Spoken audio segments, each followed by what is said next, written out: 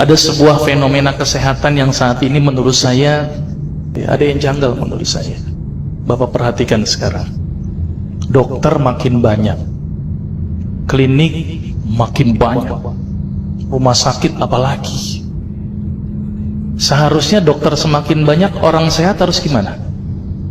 Harus banyak. Tapi apa kenyataan pada saat ini? Dokter banyak, klinik banyak, rumah sakit banyak, orang sakit banyak. Ini yang salah siapa nih Pak? Dokternya atau pasiennya Pak? Karena saya dokter, saya salahin pasiennya. Ternyata pasien itu makhluk yang pasrah menurut saya. Semua yang diresepkan dokter ditelan itu tanpa mereka tahu apa ya obat yang mereka minum. Ini yang menurut saya cukup menggelitik. Ini ada apa di sini?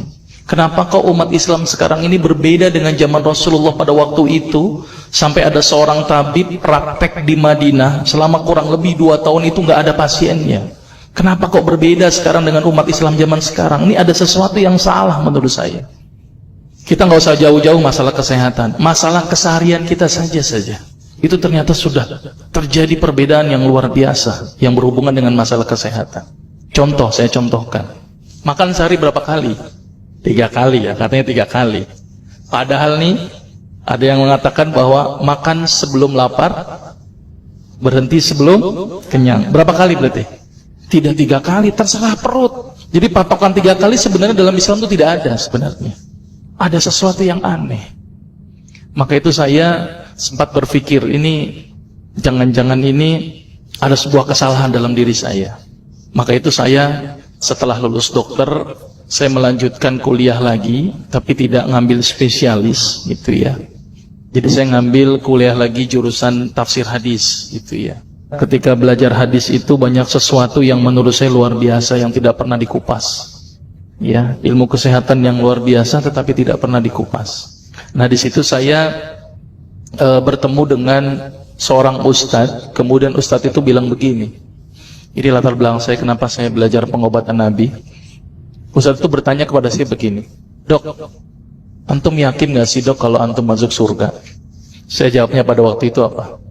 "Yakin Ustadz, saya masuk surga karena Allah menurut prasangka hambanya." Tapi Ustadz itu bilangnya lain. "Kayaknya antum masuk neraka deh." Waduh. Dia memberikan data-datanya ke saya. Maka saya bersyukur kepada Ustadz tersebut ya. Dia ambil pada waktu itu, mohon maaf ya, saya menyebut merek, mohon maaf.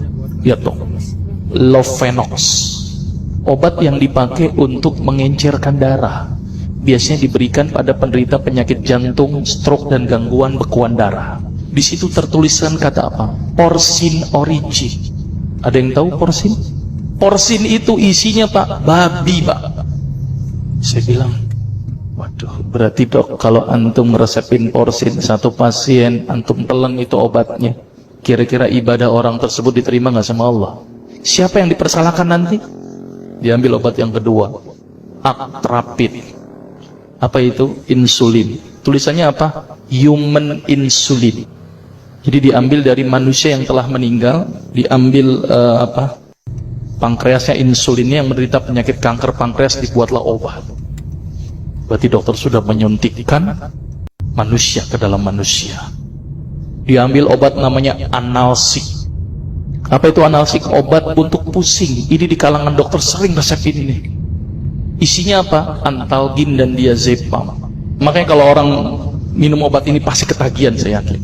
Karena kenapa? Karena mengandung diazepam. Diazepam itu apa? Narkoba Pak. Maka itu cara nyari uang paling gampang, kasih aja resepin analsik, pasti balik lagi dia. Karena kenapa? Narkobanya bikin kecanduan. Diazepam, fatwa ulama bagaimana? Haram. Diambil lagi obat batuk, kodein. Maka itu kita minum obat batuk langsung hilang batuknya karena kodein. Kodein ini ternyata derivat dari narkoba. Berarti dokter sudah resepin narkoba. Diambil semua obat sirup di depan saya, lihat dok, ada nggak yang tidak mengandung alkohol? Semuanya mengandung alkohol. Sampai saya pikir, Masya Allah, berapa ribu pasien yang telah saya resepkan obat-obatan haram tersebut. Ini yang menjadi kegelisahan saya Pak. Terus kemudian saya melihat ada sesuatu yang salah. Kenapa? Karena agama Islam tidak dipelajari secara benar. Banyak umat Islam saat ini belajar akidah, belajar akhlak, belajar fikih. Tapi lihat, pernahkah umat Islam di sini belajar masalah kesehatan Islam? Sedikit sekali. Kajian-kajian tentang kedokteran Islam hampir tidak ada. Makanya tidak heran sekarang umat Islam yang notabene hebat menurut saya katanya, tapi ternyata banyak yang sakit karena dilupakan aspeknya.